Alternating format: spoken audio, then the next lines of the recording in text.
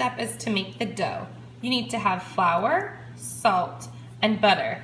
In order to make it into the dough, you need to break apart the butter into really small chunks and just kind of mix it in and pinch it with the flour and mix so that the batter is spread evenly. Next step is one of the hardest. You want to make sure that your dough is laying on a pile of flour and kind of gently coat the dough with the flour. This is going to make it easier to roll.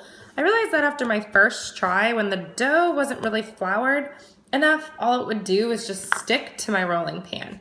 Now, you want to start from the insides and work your way out. Always kind of starting with the middle and coming back to that as your starting point.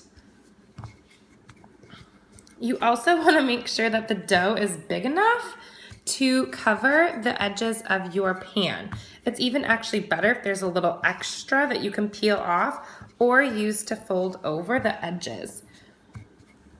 I learned that the biggest struggle was making sure that it's big enough and also making sure that you are able to roll it and pick it up with your roller.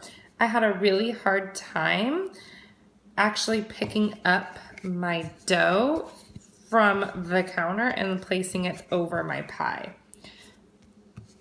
What you can do is gently kind of just grab the one end and almost just start to roll it up. And when you think you've got it good enough, then you place it into your pie pan. Once you are done rolling out the dough, you want to make sure that it perfectly covers your pie pan. Now I had a few mistakes, but if you just go back in and make sure that it's filled, it should work perfectly. You want to make sure that you are able to press down gently on the inside and still have it covering the edges. As you can see, I am not a master of the pie crust just yet, but I learned that it's really important to make sure it's not super wet and to also make sure that as long as the edges are pushed up a little bit so that the ingredients can all sit kind of deep inside of the pie pan, it should work just fine. The next step is the apples. You need about 6 to 7 medium-sized apples. You need to be able to peel them and cut them thinly into little slices and put it in a bowl. I found it was easiest to use a potato peeler because I am petrified of knives. And if you just peel the apples with your potato peeler, it actually works pretty well.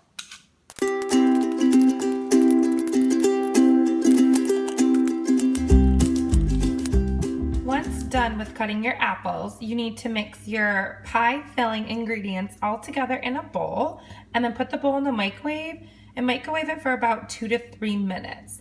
This is going to really mix the sugar and cinnamon and nutmeg all together and make it into liquid gooey goodness. Next, you need to fill your pie with the delicious gooey apple goodness. It's okay that the apples stick out over the edges because your top crust is kind of going to float over them.